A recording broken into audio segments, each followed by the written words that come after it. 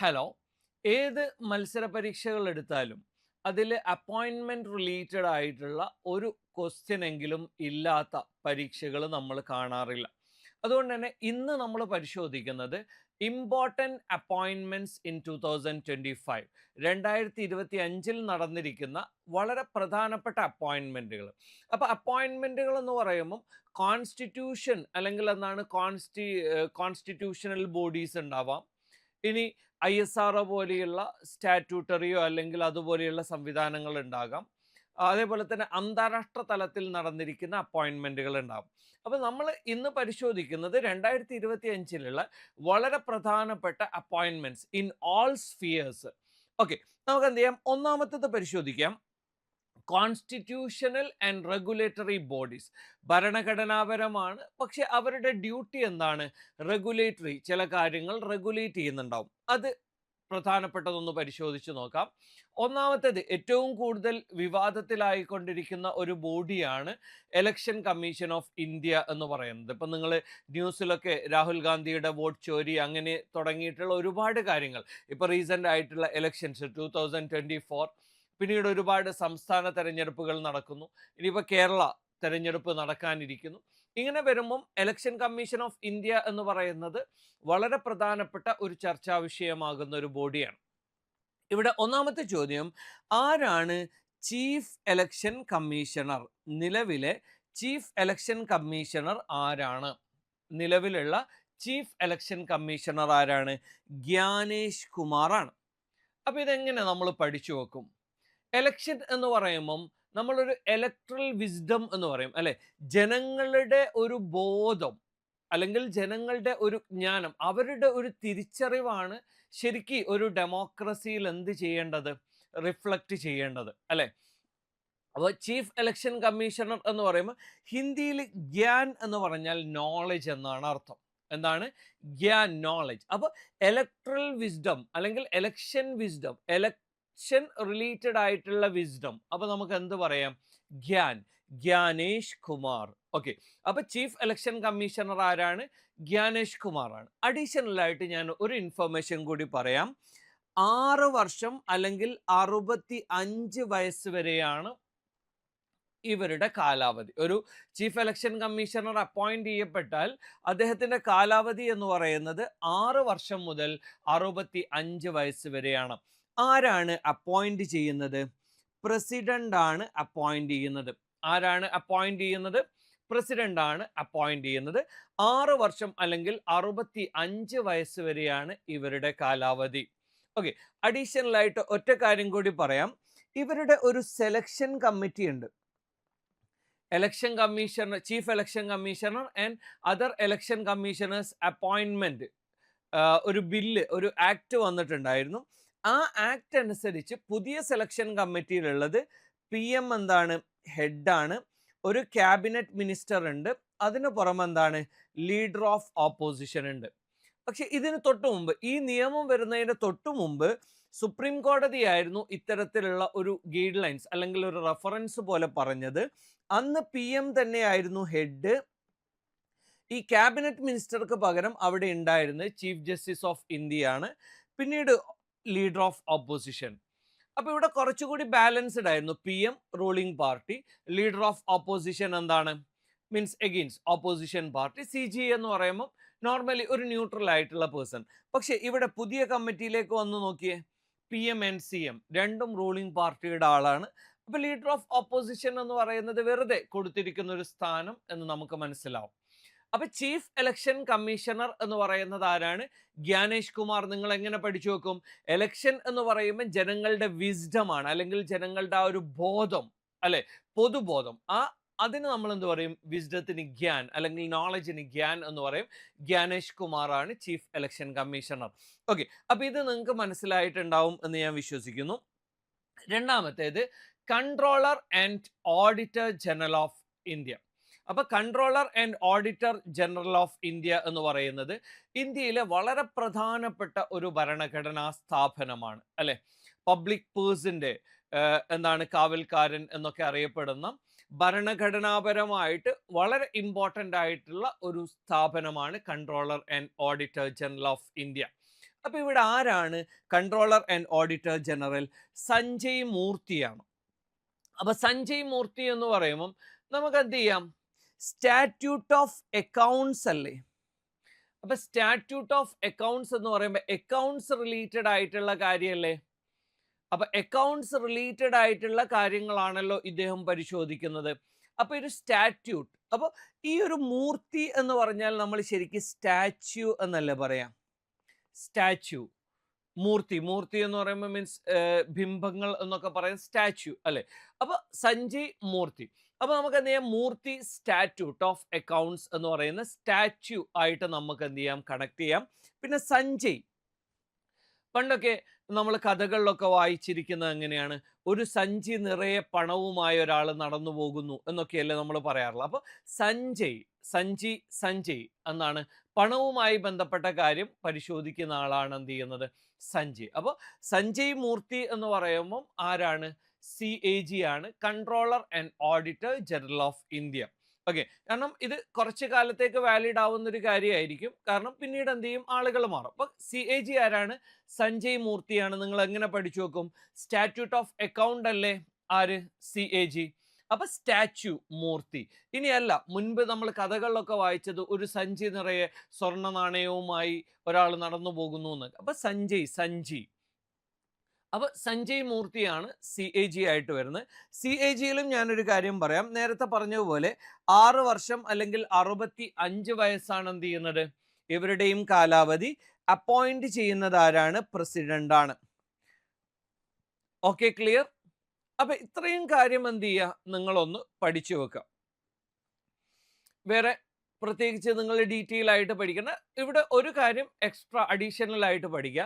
നമ്മൾ union election commission സ്റ്റേറ്റിൽ വേറെ, ഇങ്ങനെ പറയുന്നത് പോലെ CAG എന്തില്ല, ഇപ്പൊ അറ്റോർണി ജനറൽ കേന്ദ്രത്തിന് വേറെ, സ്റ്റേറ്റിന് എന്താണ് അഡ്വക്കേറ്റ് ജനറൽ. ഇതുപോലെ ഒരു വ്യത്യാസം എവിടെയില്ല, CAGയിലില്ല. CAG തന്നെയാണ് സെൻട്രലിനെയും സ്റ്റേറ്റ്സിന്റെയും ഒക്കെ അക്കൗണ്ട് പരിശോധിക്കുന്നത്.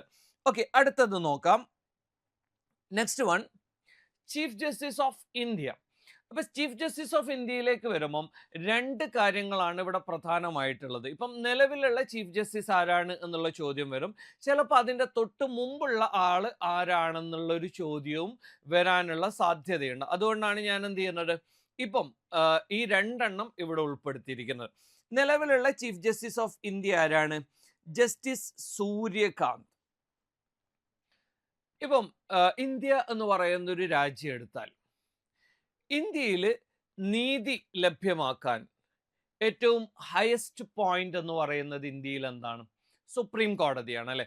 സുപ്രീം കോടതിക്ക് മുകളിൽ നീതി ലഭ്യമാക്കുന്ന ഒരു സംവിധാനമല്ല. പിന്നെ സുപ്രീം കോടതിയും കഴിഞ്ഞിട്ട് രാഷ്ട്രപതിയുടെ ഒരു പാർഡനിങ് പവർ ഉണ്ട്, പക്ഷെ അത് നമുക്കൊരു ജുഡീഷ്യൽ മെക്കാനിസം ആയിട്ട് കാണാൻ പറ്റില്ല.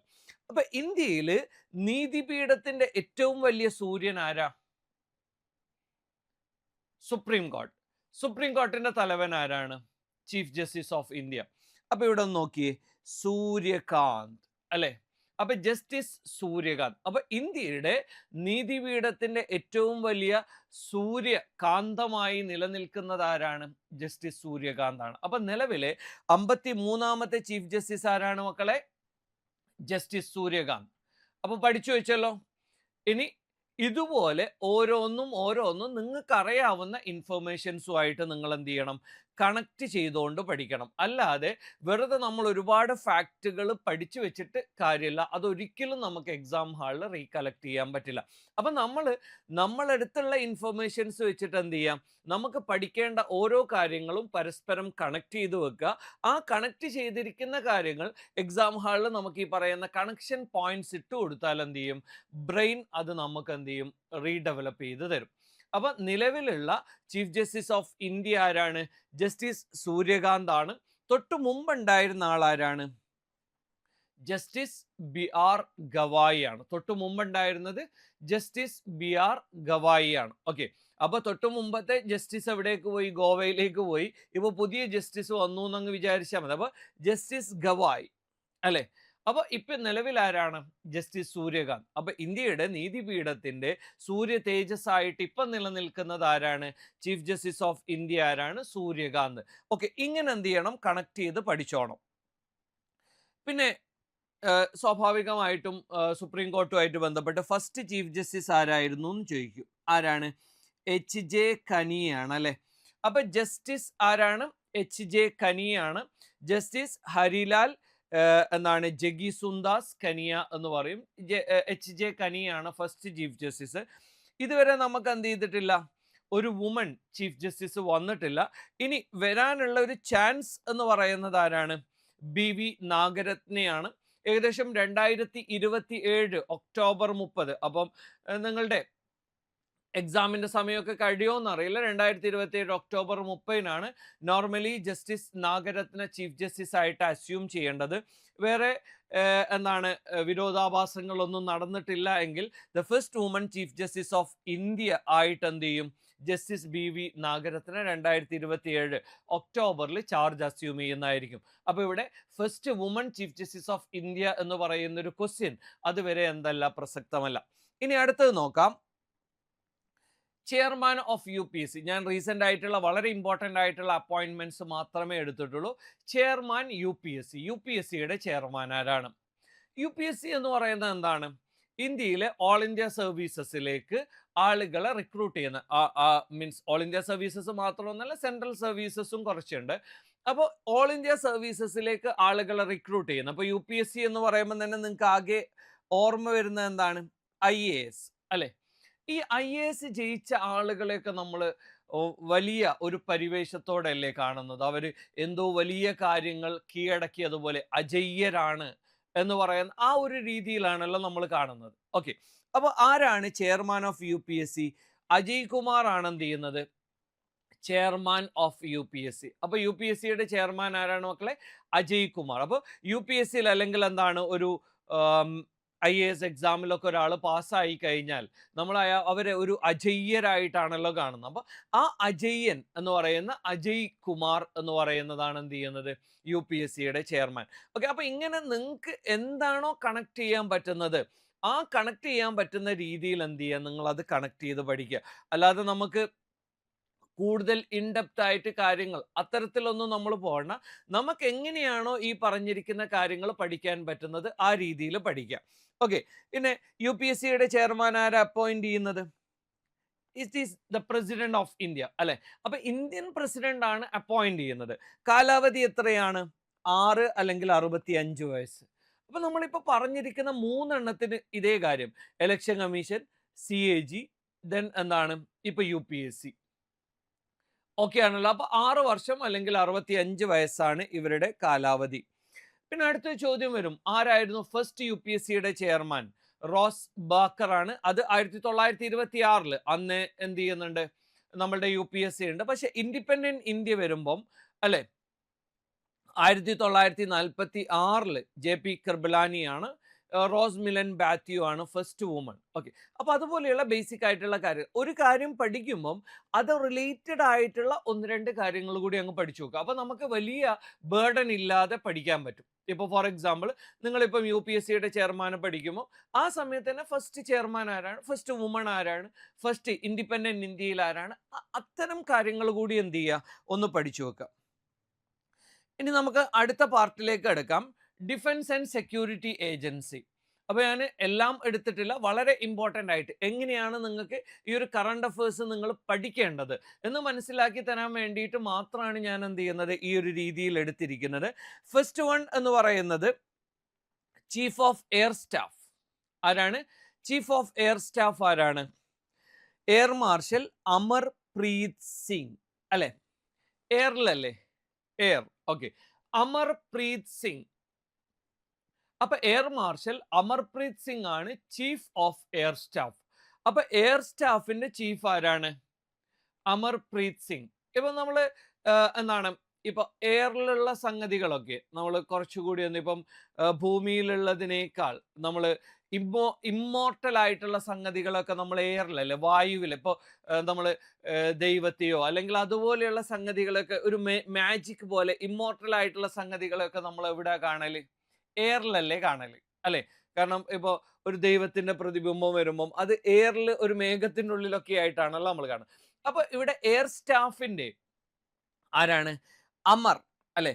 അമർപ്രീത് സിംഗ്. അപ്പൊ ഇമ്മോർട്ടൽ ആയിട്ടുള്ള കാര്യങ്ങൾ, കാരണം എന്താണ് ഇന്ത്യൻ സൈന്യത്തിന്, അല്ലെങ്കിൽ എന്താണ് ഇന്ത്യൻ സൈന്യത്തിന്റെ വളരെ ഒരു അവിഭാജ്യ ഘടകമാണല്ലോ എയർഫോഴ്സ്.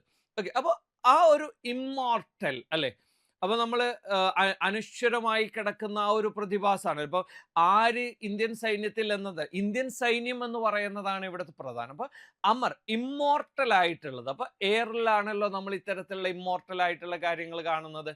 അമർ പ്രീത് സിംഗ്. അമർ പ്രീത് എന്ന് പറയുമല്ലോ, അമർ പ്രീത് സിംഗ്. അപ്പൊ ഈ ഇമ്മോർട്ടൽ ആയിട്ടുള്ള കാര്യങ്ങളോടൊക്കെ എല്ലാവർക്കും, അനശ്വരമായ കാര്യങ്ങളോടൊക്കെ എല്ലാവർക്കും ഒരു ലവ് അല്ലേ, നശിക്കാത്തതിനോടൊക്കെ, അല്ലെങ്കിൽ നമ്മൾ നശിച്ചു പോവാതിരിക്കുക എന്നൊക്കെ പറയുമ്പം ഇമ്മോർട്ടൽ ആയിട്ട്. അപ്പൊ അമർപ്രീത് സിംഗ്. അപ്പൊ ചീഫ് ഓഫ് എയർ സ്റ്റാഫ് എന്ന് പറയുന്നത് എന്താണ്? അമർപ്രീത് സിംഗ് ആണ്. ഓക്കെ, ഞാൻ കൂടുതൽ ഡീറ്റെയിൽസിലേക്ക് പോകുന്നില്ല. നെക്സ്റ്റ് വൺ നോക്കാം. ചീഫ് ഓഫ് റോ. റോ എന്ന് പറയുമ്പോൾ റിസർച്ച് ആൻഡ് അനലൈസിസ് വിങ്. ഞാൻ ഇൻഡെപ്തിലേക്കൊന്നും പോകുന്നില്ലേ.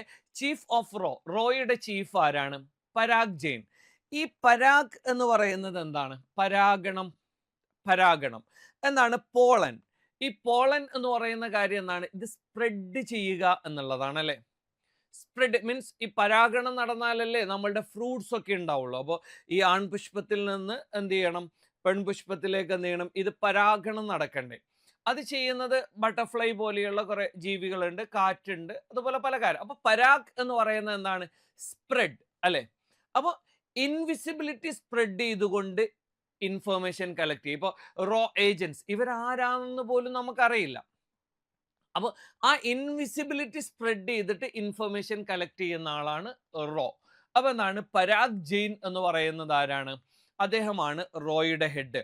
അപ്പൊ ഇതുപോലെ നിങ്ങൾക്ക് എന്താണോ നിങ്ങളുടെ ഇൻഫർമേഷൻ വെച്ച് നിങ്ങൾക്ക് ഓരോ കാര്യങ്ങളും എങ്ങനെയാണോ കണക്ട് ചെയ്യാൻ പറ്റുന്നത്, ആ രീതിയിൽ എന്ത് ചെയ്യാം, നിങ്ങൾ കണക്ട് ചെയ്ത് പഠിക്കാം. 1968 എന്ത് ചെയ്യുന്നത്?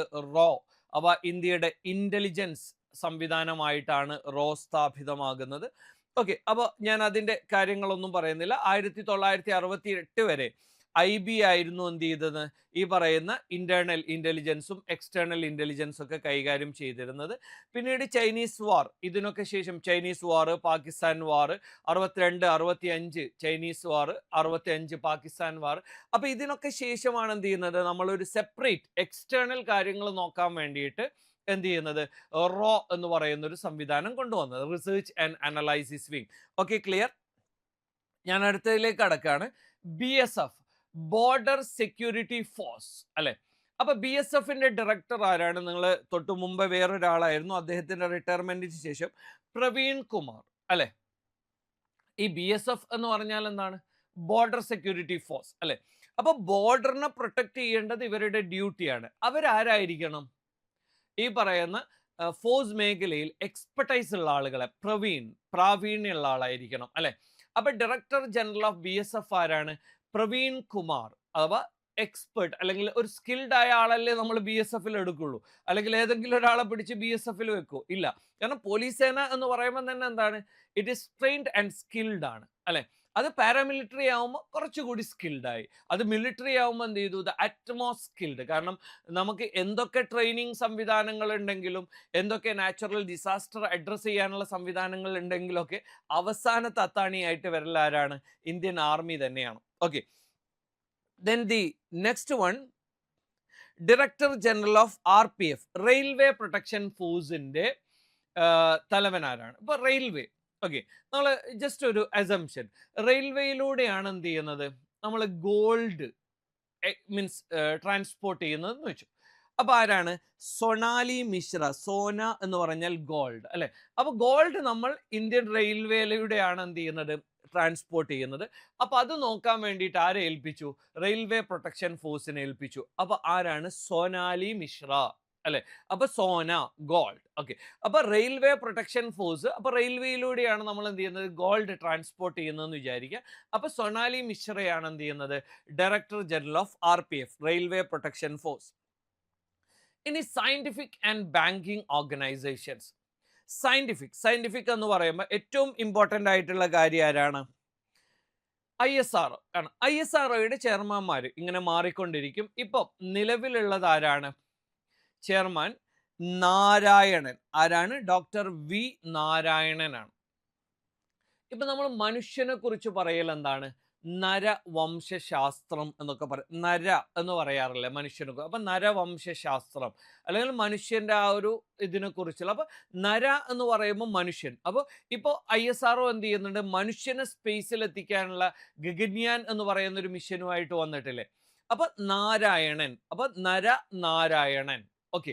അപ്പൊ ISROയുടെ നിലവിലെ ചെയർമാൻ, ഇനിയിപ്പോ ISROയുടെ വളരെ ഇമ്പോർട്ടന്റ് ആയിട്ടുള്ള ഒരു മിഷനായിട്ട് വരാൻ പോകുന്നത്, മീൻസ് ലോഞ്ച് ചെയ്ത്. അപ്പൊ ഇനി ഗഗൻയാൻ ആയിരിക്കും. അപ്പൊ മനുഷ്യനെ സ്പേസിൽ. അപ്പൊ നാരായണൻ, നര നാരായണൻ. ഓക്കെ. അപ്പൊ ISROയുടെ ചെയർമാൻ ആരാണ്? നാരായണൻ. അപ്പൊ മനുഷ്യനെ സ്പേസിലേക്ക് എത്തിക്കുന്നതുമായി ബന്ധപ്പെട്ട് പുതിയ പദ്ധതികളൊക്കെ ഉണ്ടല്ലോ. Next one, RBI. RBI Sanjay Malhotra. ഇത് നിങ്ങൾക്ക് രണ്ട് രീതിയിൽ ഇതിനെ കണക്ട് ചെയ്യാം. മാൽ എന്ന് പറഞ്ഞാൽ എന്താണ്? സമ്പത്ത്. മൽഹോത്രയുടെ ആദ്യത്തെ 3 അക്ഷരം എടുത്തു നോക്കിയ മാൽ. കാരണം RBI എന്ന് പറയുമ്പോൾ റിസർവ് ബാങ്ക് ഓഫ് ഇന്ത്യ, ബാങ്കിങ്ങിന്റെ ബാങ്കർ അല്ലെങ്കിൽ ബാങ്കേഴ്സിന്റെ ബാങ്കറാണ്, അല്ലെ ബാങ്കേഴ്സിനെ കൺട്രോൾ ചെയ്യുന്ന ബാങ്കറാണ്. അപ്പൊ മാൽ എന്ന് പറയുമ്പോൾ എന്താണ്? സമ്പത്ത്. അപ്പോൾ സഞ്ജയ് മൽഹോത്ര. അതേപോലെ തന്നെ ഞാൻ നേരത്തെ പറഞ്ഞ പോലെ സഞ്ചി, മുമ്പ് സഞ്ചിയിലായിരുന്നല്ലോ നമ്മൾ പണം കൊണ്ടുപോയത്, കഥകളിലൊക്കെ സഞ്ചിയിൽ എന്ന് കേട്ടിട്ടില്ലേ? അപ്പൊ സഞ്ജയ് മൽഹോത്ര ആരാണ്? മാല് അല്ലെങ്കിൽ സമ്പത്ത് റിലേറ്റഡ് ആയിട്ടുള്ള കാര്യങ്ങളാണല്ലോ, ഫിനാൻസ് റിലേറ്റഡ് ആയിട്ടുള്ള കാര്യങ്ങളാണല്ലോ RBI കൺട്രോൾ ചെയ്യുന്നത്. ഓക്കെ, ഞാൻ അതിന്റെ ഇൻ ഡീറ്റെയിലേക്ക് പോകുന്നില്ല. നമുക്ക് എന്ത് ചെയ്യാം? നെക്സ്റ്റ് പരിശോധിക്കാം. അടുത്തത് ചെയർമാൻ റെയിൽവേ ബോർഡ്. റെയിൽവേ ബോർഡിന്റെ ചെയർമാൻ ആരാണ്? സതീഷ് കുമാർ. ഇത് നമ്മൾ എങ്ങനെ കണക്ട് ചെയ്യും? റെയിൽവേ എന്ന് പറയുമ്പോൾ സ്റ്റേഷൻ അല്ലെ, സ്റ്റേഷനുകളില്ലേ? അപ്പൊ ഈ സ്റ്റേഷനുകളുമായി റിലേറ്റഡ് ആയി സതീഷ് സ്റ്റേഷൻ അല്ലെ. അപ്പൊ റെയിൽവേയുടെ ചെയർമാൻ ആരാണ്? റെയിൽവേ ബോർഡിന്റെ ചെയർമാൻ സതീഷ് കുമാർ ആണ്. സതീഷ് സ്റ്റേഷൻ എന്ന് എന്ത് ചെയ്താൽ മതി? ഒന്ന് കണക്ട് ചെയ്താൽ മതി. അടുത്തത് നീതി ആയോഗ്. നീതി ആയോഗിന്റെ CI, നീതി ആയോഗിന്റെ CEI, അതേപോലെ തന്നെ ചെയർപേഴ്സൺ നിങ്ങൾക്ക് അറിയണ്ടാവും, പ്രൈം മിനിസ്റ്റർ ആയിരിക്കും അല്ലെ. അപ്പൊ നീതി ആയോഗിന്റെ CEO ആരാണ്? BVR സുബ്രഹ്മണ്യം. എന്താണ്? BVR സുബ്രഹ്മണ്യമാണ് എന്ത് ചെയ്യുന്നത്? നീതി ആയോഗിന്റെ CEI. അപ്പൊ ഇവിടെ സുബ് എന്ന് പറയുമ്പോൾ ഗുഡ് എന്ന് പറയും അല്ലെ. സുബ്, ഗുഡ് അല്ലെ. അപ്പൊ ഗുഡ് എന്ന് പറയുമ്പോൾ നമ്മളെ രാഷ്ട്രത്തിന് വേണ്ടത് എന്താണ്? ഗുഡ് പോളിസീസ് ആണ്, നല്ല പോളിസീസ് ആണ് വേണ്ടത്. അപ്പോൾ നീതി ആയോഗിന്റെ CEO ആരാണ്? BVR സുബ്രഹ്മണ്യം അല്ലെ. ശുഭം എന്നൊക്കെ നമ്മൾ പറയാറില്ലേ? ശുഭ് എന്ന് പറയുന്നത് ഗുഡ്, നല്ലത് അല്ലെ. അപ്പൊ സുബ്രഹ്മണ്യം, നമുക്ക് നല്ല പോളിസീസ് വേണം, അത് ഉണ്ടാക്കണ്ടേ, അല്ലെങ്കിൽ അത്തരം കാര്യങ്ങളിലൊക്കെ എക്സ്പെർട്ടൈസ് ആയിട്ടുള്ള ആളുകളാണ് ആര്? നീതി ആയോഗ് അല്ലെ. മീൻസ് നമ്മളെ മുമ്പത്തെ പ്ലാനിംഗ് കമ്മീഷന് പകരം വന്നതാണ്. ഇനി ഇന്റർനാഷണൽ അപ്പോയിന്റ്മെന്റ്സ്, വളരെ ഇമ്പോർട്ടൻ്റ് ആയിട്ടുള്ള ലീഡേഴ്സ്. ഒന്ന്, അമേരിക്കയുടെ പ്രസിഡന്റ് ആരാണ് എന്നുള്ളത് പ്രധാനമാണ്. ആരാണ്? ഡൊണാൾഡ് ട്രംപ് ആണ് അല്ലെ. കാരണം അമേരിക്ക എന്ന് പറയുന്നത് വേൾഡ് പൊളിറ്റിക്സിൽ ഒരു ട്രംപ് കാർഡായിട്ടാണ് എന്ത് ചെയ്യുന്നത്? അമേരിക്കയിൽ ആര് അധികാരത്തിൽ വരുന്നു എന്നുള്ളത് പ്രധാനമാണ് അല്ലെ.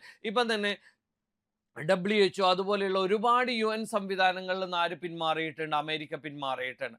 അപ്പം മീൻസ് മുൻപ് ട്രംപ് ഇതുപോലുള്ള കുറെ കാര്യങ്ങൾ ചെയ്തിരുന്നു, പക്ഷെ ബൈഡൻ വന്നപ്പോൾ എന്ത് ചെയ്തു? അതൊക്കെ പിൻവലിച്ചു. അപ്പോൾ അമേരിക്ക എന്ന് പറയുന്നത് വേൾഡ് പൊളിറ്റിക്സിൽ ഒരു ട്രംപ് കാർഡായിട്ട് നമുക്ക് കാണാൻ പറ്റും. അപ്പൊ ഡൊണാൾഡ് ട്രംപ്, വേറെ വിശദീകരണങ്ങളൊന്നും ആവശ്യമില്ല. ഇനി നേപ്പാൾ. നേപ്പാളിന്റെ പുതിയ പ്രൈം മിനിസ്റ്റർ ആരാണ്? സുശീല കർക്കി. നേപ്പാൾ എന്ന് പറയുന്നത് ഒരു ഹിമാലയൻ, മീൻസ് ആ ഒരു റീജിയനിലുള്ള കൺട്രി ആണല്ലോ. ഹിമാലയയിൽ ഒരുപാട് ശിലകൾ ഉണ്ടാവുമല്ലോ അല്ലെ, ശിലകൾ, കല്ലുകൾ. അപ്പൊ സുശീല കർക്കി, പ്രൈം മിനിസ്റ്റർ ആരാണ്? സുശീല കർക്കി. അപ്പൊ നേപ്പാൾ സുശീല കർക്കിയാണ് എന്ത് ചെയ്യുന്നത്? നേപ്പാളിന്റെ പ്രൈം മിനിസ്റ്റർ. അടുത്തത് ഫ്രാൻസിന്റെ പ്രൈം മിനിസ്റ്റർ ആരാണ്? സെബാസ്റ്റ്യൻ എന്താണ്? ലക്കോർണോ. അപ്പോൾ നമുക്ക് എന്ത് ചെയ്യാം? ഒരു പാരീസിൽ ഒരു ഫംഗ്ഷൻ ഉണ്ടായിരുന്നു. അവിടെ എല്ലാവർക്കും എന്ത് ചെയ്തിട്ടുണ്ട്? പോപ്കോൺ കൊടുത്തു അല്ലെ. പാരീസിൽ ഒരു പ്രോഗ്രാം, പാരീസ് ഒളിമ്പിക്സ് ഒക്കെ നടന്നത്. അപ്പോൾ അവിടെ എന്ത് ചെയ്തു? എല്ലാവർക്കും ഫ്രീ ആയിട്ട് പോപ്കോൺ കൊടുത്തു. അപ്പോൾ എന്താണ്? സെബാസ്റ്റ്യൻ ലെക്കോണു. അപ്പോൾ പോപ്കോൺ ലെക്കോണു. അപ്പോൾ എന്താണ്? സെബാസ്റ്റ്യൻ എന്താണ്? നമുക്ക് എന്ത് ചെയ്യാം? ഫ്രാൻസിൽ ഇത് സ്പോൺസർ ചെയ്തിരിക്കുന്നത് സെബാസ്റ്റ്യൻ എന്ന് പറയുന്ന ഒരു കമ്പനിയാണ്. അപ്പോൾ സെബാസ്റ്റ്യൻ ലെക്കോണു ആണ് എന്ത് ചെയ്യുന്നത്? ഫ്രാൻസിന്റെ പ്രൈം മിനിസ്റ്റർ.